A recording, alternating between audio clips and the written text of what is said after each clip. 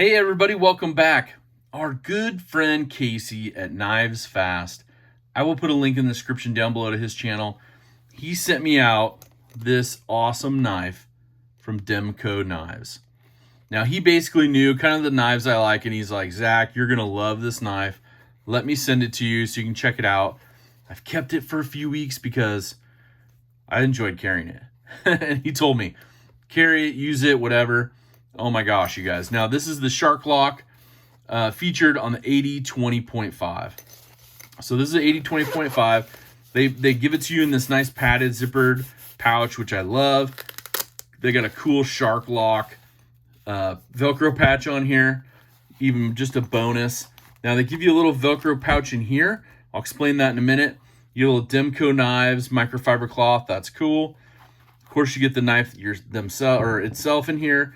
You got a little pouch you can put a couple knives in, store it. Now, one of the cool things that I'll show you, what they include in this pouch and with the purchase of your knife, is they thought about, like, this is set up for right-handed carry, clips on the side. You can see the pocket clip design. Shout out to the lanyard fans. They didn't forget about you guys. Now, what if you were left-handed? Obviously, that clip's not going to go over and the holes aren't going to match up. So they gave you the left-handed carry clip. They were like, let's get it out there so our lefties will have something, because, you know, you have thumb studs on both sides, very ambidextrous, especially using this Shark Lock feature. We'll cover that in a minute. I like that. That is really super cool of Demko to do that. Now, really minimalistic branding. You can see that beautiful knife right here, or I'm sorry, the blade. It is a AUS 10A blade steel. Now, this knife itself is made in Taiwan. It is very super thin. This is serialized as number 50 out of 100. This was a special edition run I think he got, and pretty cool. You can see the 80-20.5 stamped into the Grivery handles. Hardware, nothing too much, too crazy, but I do like the fact that it's got that kind of gray Grivery. I like the coloring on that. Really minimalistic branding on this side. You see the AUS 10A, made in Taiwan. And it's got kind of just a really nice stone wash to it. I really dig that. You can see the different milling factors when it comes up to the thumb studs. You got a little bit of jimping right here on the ramp of the lock, as well as the very top of it, which is cool. And when I first got it, I thought this was the like flipper tab. And so I'm like, I must be doing something wrong. And then I figured out, like, okay, that's the lock mechanism. But as you can see how easy it is to close with that lock mechanism, you can actually actuate it and flip it out just using that. So obviously, thank you, Casey, for letting me use it, because it got me hooked on it. And with as thin as this knife is, I think I'm gonna have to get one. So I'm gonna see it, at Blade Show West if they have any of these. If so, I may try to pick one up. They're pretty cool. So my question of the video: have you guys got one of these in hand before? If you have, what are your thoughts on it? Because this Shark Lock has that kind of ramp-like fin, it's the design they're going for. But that really puts in their whole locking mechanism and allows them to have that bigger blade. And for a large glove-size hand, my whole hand fits on there. It's a 4-inch handle, 3-inch blade. And the blade shape, they're calling the shark foot, so you can understand why, which is pretty cool. Doesn't have as pointy of a tip, but it's super sharp. And of course, overall, you're looking at 7 inches on the knife itself, and the weight is 3.5 ounces. So it's running on cage ball bearings and has stainless steel liners inside.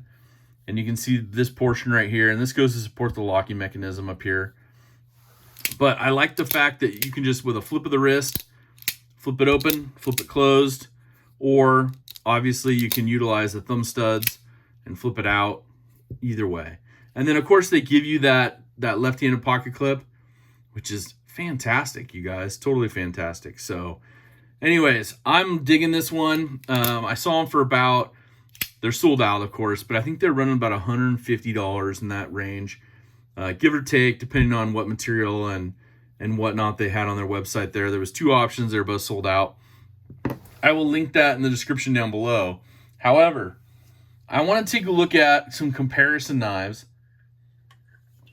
in case you haven't tried one out, because I want you to see like the difference between these, and I want to know your thoughts on it. So we have the 80 20.5 here, and I think you guys have done like the 20 and some of that, so I know you guys have tried some of those out, but I want to know like the 20.5 if you got hands on with it. So here's a Spyderco Paramilitary 2, and we have a pivot to pivot comparison. You know, we have a blade tip to blade tip comparison. So you can see, you know, it is smaller than the PM2. So that's good, you know. For some of the regular tasks, a little more EDC friendly. One of the ones, you know, Benchmade Griptilian in a sheep's foot, pretty similar in handle length. A little bit longer in blade length on the Benchmade. But tip to tip comparison, you can see it's just a smidge shorter overall. One of the things that I wanted to really show the comparison to was the thickness of this compared to the Benchmade Bug Out. So you can see compared to the Benchmade Bug Out, pretty comparable overall. Not as tall or as wide, depending on how you want to say these dimensions in the handle, but the overall thickness of the knife itself, I wanted to show you that. So not much thicker than the Bug Out. So this kind of gives you an idea. It's a little thicker, but not much thicker than the Benchmade Bug Out. And this is, of course, is the new one, the 535 BK-4 they just came out with aluminum scales. So it really gives you that idea of how thick it is. I'm digging this, you guys. I'm really digging this. The 80 20.5 from Demko Knives. Now, if they did like a blue one in like a blue Grivery or something like that, even more so I'd want one. But this one will make my list. I'll definitely see if they have any at Blade Show West. Try to see if I can pick one up for the collection and just to be able to do comparisons with, because I'll tell you what, I'm kind of digging this shark lock feature. Something new. You know, it's a different take on things. The only thing I found was when I got up on the jimping, when I came back a little bit with the heel or kind of the middle of my thumb, I was actuating that shark lock. So I could figure I might push down on it and may come down on my finger like that. I'm doubting it will do that. You know, if you're way up here, you're not going to come back on it. But if your thumb does come back in this direction, it might actuate that in some fashion. So that's the only thing to be advised of. But either way, that's the thing that I would recommend on this one. Get it. Get hands-on with it. It's thin.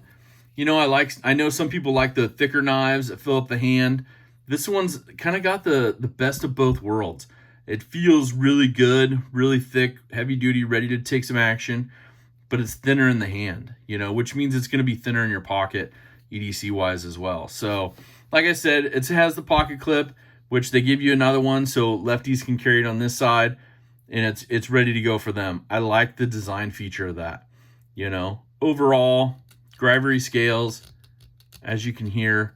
Be cool to see some in the future with maybe some micarta or something. Might not be too difficult. I'm not sure on how heavy duty it could be, but they'll figure that out. They'll get some good options going out there.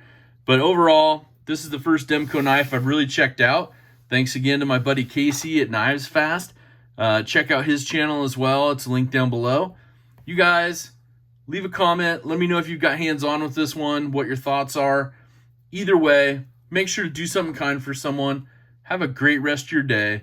Most importantly, take care.